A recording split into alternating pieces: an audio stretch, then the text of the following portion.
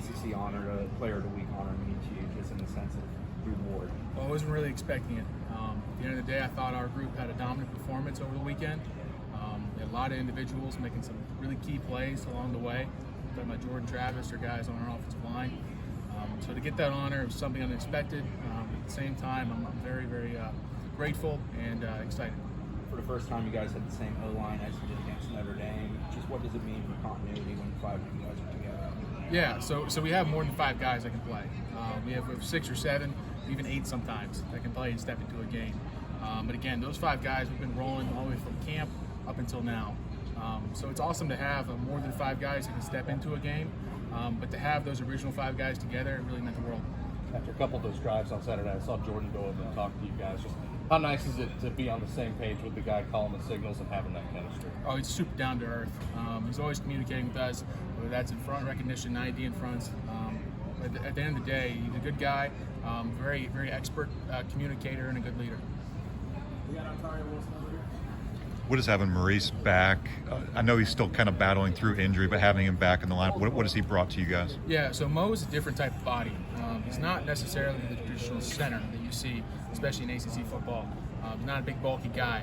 He's really a really great athlete. He has the ability to move around guys and push through guys. So having him, again, he's a key part of our offensive line.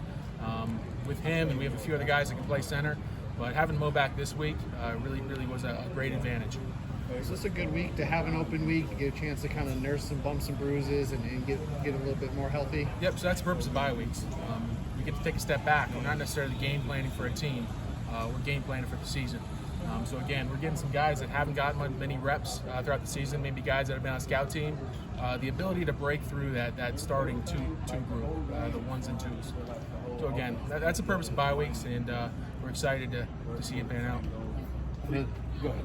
For you, 6 weeks in, is there a nuance that you've learned in dealing with, like Jordan running the ball, the way Trayshawn, the way they run it, that you just learned with reps, with playing games, that you maybe didn't have 6 weeks ago?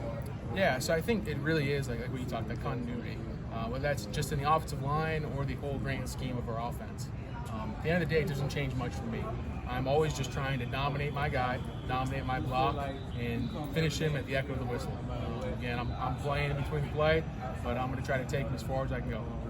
Where do you feel like the unit has grown the most between Notre Dame and I know that might be a little hard with the different fronts that you guys have used? In the run game. We ran the damn ball last week. We dominated the line of scrimmage.